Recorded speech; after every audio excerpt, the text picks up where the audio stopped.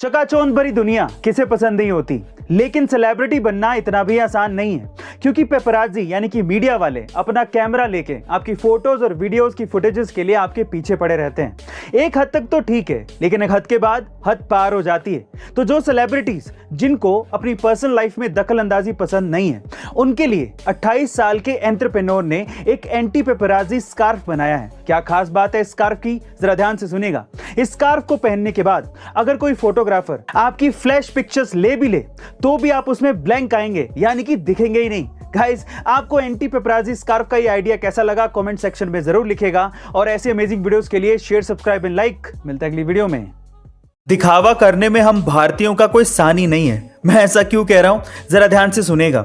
सबसे पहला, शीशे के सामने आईफोन से सेल्फी लेना, ताकि लोगों को यह पता लग सके कि हमारे पास आईफोन है। दूसरा, फादर्स डे और मदर्स डे पर अपने माता पिता की तस्वीर हम लोग इस तरह से डालते हैं जैसे माता पिता की सबसे आज्ञाकारी संतान हम ही हैं। तीसरा, हमारे पास महंगे होटल में खाने के लिए पैसे होते हैं, लेकिन सब्जी वाले को 20 रुपए देने से भी हम लोग कतराते हैं, और इसके लिए उनसे हम लोग बार्गेनिंग करते हैं। और चौथा और सबसे महत्वपूर्ण कारण, एक दिन की शादी के लिए हम लोग जिंदगी भर की कमाई शादियों में लगा देते हैं। गाइस, आप इससे कितना इत्तेफाक रखते हैं कमेंट सेक्शन में जरूर लिखिएगा, और ऐसे अमेजिंग वीडियोस के लिए शेयर, सब्सक्राइब एंड लाइक। मिलते हैं अगली वीडियो में। My God, look at the GIF right now. क्या वीडियो चल रहा है? मतलब एक बंदा दूसरे से गेम हार गया, और ऐसा करते बहुत बार वीडियोस आई हैं। उसने दूसरे वाले को कीबोर्ड दे के मारा, धत धमाधम नहीं, हार गया, उल्लू का पट्टे ज्यादा। ऐसा तो क्रिकेट में भी होता है बाय द वे। तो आप एक बार देखो ये हो क्या रहा है। किस किस को नजर आ रहा है? बंदे ने लिया कीबोर्ड, ज्यादा दांत निकाल रहा है, तेरे दांत तोड़ दूं मैं आज नहीं, इतनी ज्यादा अग्रेशन, इतना ज्यादा एंगर, और ये बहुत लोगों में, मैं तो बहुत सारी वीडियोस देखी हैं ऐसी। एक बंदा तो हार गया तो अपना कंप्यूटर तोड़ दिया, अपने कंप्यूटर को दे धबाधब, सामने वाले के दांत तोड़ दिए। एक बात है, गुस्सा बहुत आता है हारने के बाद, तो जो जीत रहा होता है अगर वो बगल में बैठा है तो उसकी टटियां निकाल देते हैं लोग। ये तो सच है। और अनकंट्रोल्ड बिहेवियर, ये एक बहुत बड़ी प्रॉब्लम है। एक्सेसिव एंगर, ठीक है, जब आप गेमिंग खेलते हो, जब आप गेम खेलते हो तो ये बहुत बड़ी प्रॉब्लम है, एंड दैट्स ट्रू।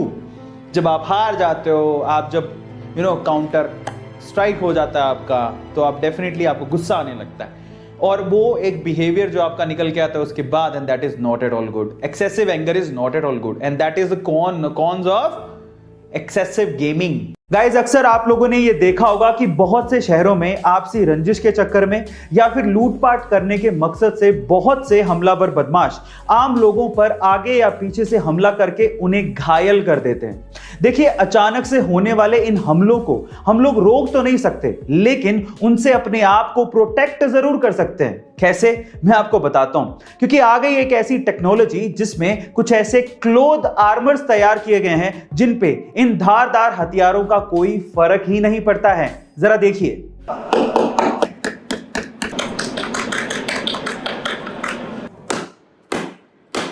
तो गाइस, अब अचानक हुए इन हमलों से हम अपने आप को बचा सकते हैं अगर ये आर्मर क्लोथिंग हमें मिल जाए तो। आपका इसके बारे में क्या ख्याल है कमेंट सेक्शन में जरूर लिखिएगा, और ऐसे अमेजिंग वीडियोस के लिए शेयर, सब्सक्राइब एंड लाइक। मिलता है अगली वीडियो में।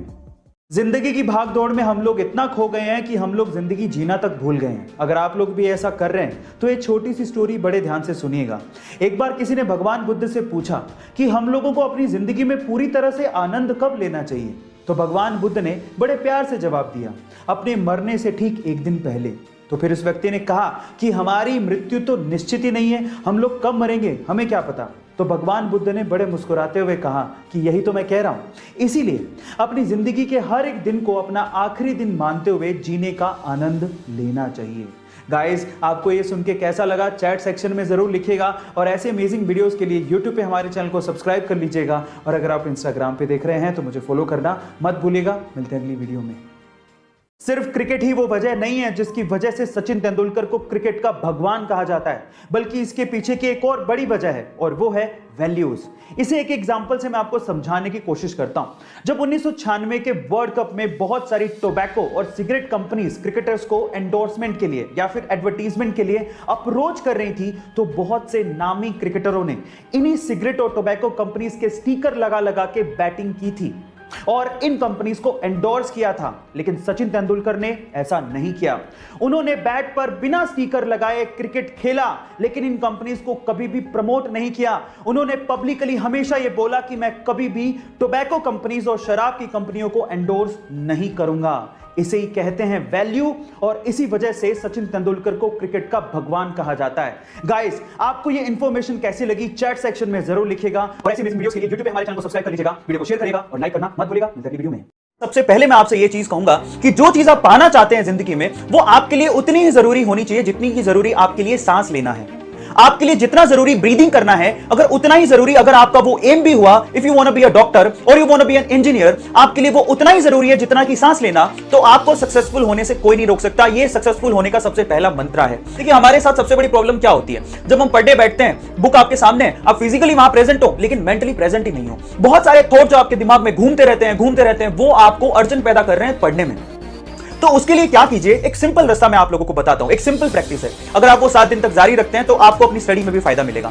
आप पूरे 24 घंटे में आधा घंटा ऐसा निकालिए जिसमें आपको इन थॉट्स को रिमूव करना है और अपने दिमाग में थॉट्स को आने ही नहीं देना है। ठीक है, आप सुबह जब वॉक पे निकले तो आप क्या कीजिए, आपके सामने जो चीजें प्रेजेंट हैं, जो सामने चीजें आ रही हैं, उनको ध्यान से देखिए, उन पे फोकस कीजिए। सड़क पे ध्यान दीजिए, ग्रीनरी पे ध्यान दीजिए, व्हीकल जा रहे हैं उन पे ध्यान दीजिए, लोगों पे ध्यान दीजिए, कॉन्सेंट्रेट करिए और कोशिश करिए उनको मेमोराइज करने की। प्रेजेंट टाइम में अगर आप जीना सीख गए तो वो थॉट्स ऑटोमेटिकली धीरे करके रिमूव हो जाएंगे। आधा घंटा ऐसा निकालिए अपने पूरे दिन में जिसमें आपको ऐसे थॉट अपने दिमाग में आने ही नहीं देने हैं जो कि अनरियलिस्टिक है, मतलब ऐसे जो कि रियली आपको दिखाई ही नहीं दे रहे हैं। ये बहुत ज्यादा इंपॉर्टेंट स्टेप है जो आपको अपनी मेमोरी को शार्प करने के लिए जरूरी है। अब इसका फायदा क्या होगा, अगर आप प्रेजेंट टाइम में प्रेजेंट चीज को देखते हुए वहां पे कंसंट्रेट कर पा रहे हैं, तो जब आप स्टडी टेबल पे बैठेंगे, आपके सामने आपकी बुक होगी, तो आप अपने टॉपिक पे भी कंप्लीटली फोकस कर पाएंगे।